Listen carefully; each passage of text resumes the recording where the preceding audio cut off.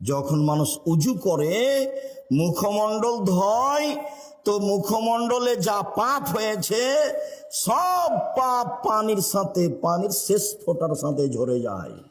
মুখমণ্ডলে কি পাপ হয়? আল্লাহ নবী বলছেন, আইনানে তাজনের জেনা হমান নাজর, দুই চোখের জেনা হচ্ছে চোখ দিয়ে দেখা। অলাইনানে জেনা হমান ইস্তেমাও, দুই কানের জেনা হচ্ছে কান দিয়ে শোনা। অল মুখ অল ফাম জেনাহার নতক, মুখের জেনা হচ্ছে কথা বলা।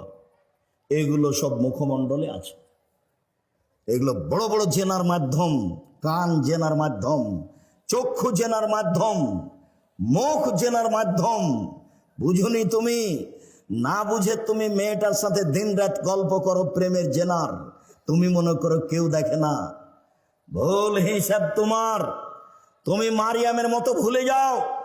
মারিয়াম বলেছিল, কুনতু নাসিয়া মানসিয়া, আমি জাতির কাছে এমন হতে চাই, আমি মারিয়াম, এটা কেউ জানবে না যে আমি মারিয়াম। কেন? রাসূল সাল্লাল্লাহু আলাইহি সাল্লাম বলেন, তিনটা পাপের কারণে আমার উম্মতের উপরে গজব নেমে আসবে। এক, যখন তারা নেশাদার দ্রব্য পান করবে। দুই, মেয়েরা যখন নাচবে। তিন, যখন বাদ্যযন্ত্র প্রকাশ পাবে। সব দোকানে বাজনা বাজে, সব মোবাইলে বাজনা বাজে। তোমার মোবাইলে যেন আর কখনো কোনো মেয়ে না নাচে, চিরদিনের জন্য তুমি বন্ধ করো। চক্ষু ঠান্ডা করে জান্নাতের মেয়ে ভোগ করার হিসাব করো না। জান্নাতের মেয়ে ভোগ করা অত সহজ নয়, ওরা অত সাধারণ ভাবে নেই। আল্লাহ তাআলা বলছেন, ওরাকে আমি এমন ভাবে রেখেছি, জিন কোনোদিন তাদের স্পর্শ করেনি, মানুষ তাদের স্পর্শ করেনি। ওরাকে ঝিনুকের মধ্যে লুকানো আছে। যখন তাদেরকে বের করা হবে তখন মনে হবে যে এরা ঝিনুকের মধ্যে লুকানো মুক্তা। তাদের কোনোদিন পেশাব হবে না, তাদের কোনোদিন পায়খানা হবে না, তাদের কোনোদিন হায়েজ হবে না। তাদের রূপ চেহারা ভিন্ন ধরনের হবে। 16-18 বছর মেয়েরা যেমন হয়, জান্নাতের মেয়েরা তেমন হবে, তার চেয়ে হাজারো গুণ সুন্দরী।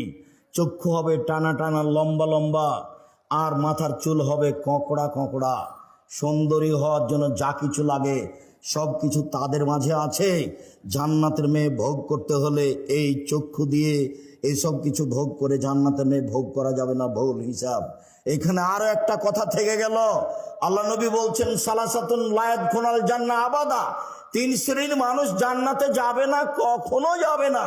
তিন শ্রেণীর মানুষ জান্নাতে যাবে না, কখনো যাবে না। এক, দায়ুস, যার ছেলে মেয়ে স্ত্রী পর্দায় থাকে না।